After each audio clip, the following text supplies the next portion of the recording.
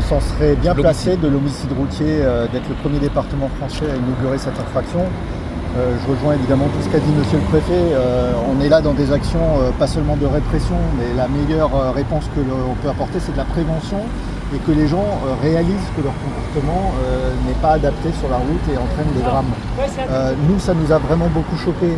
Je veux rendre, comme l'a fait Monsieur le Préfet, hommage aux sapeurs-pompiers, aux gendarmes, aux policiers qui sont là pour protéger les gens et la population.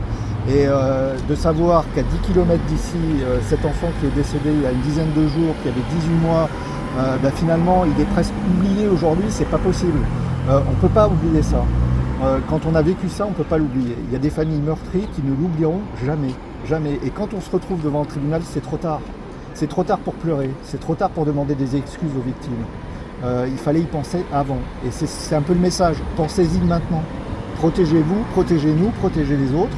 C'est fondamental. Et donc aujourd'hui, il faut marquer les esprits, certes, et dire, voilà, il y a 10 jours, cet enfant est mort et il n'est pas mort pour rien.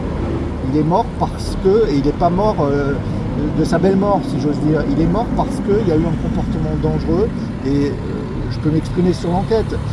Il est très clair, à mon sens, que le comportement du ou des conducteurs était totalement inadapté.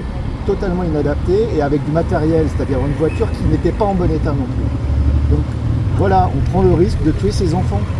Et ça c'est pas possible aujourd'hui.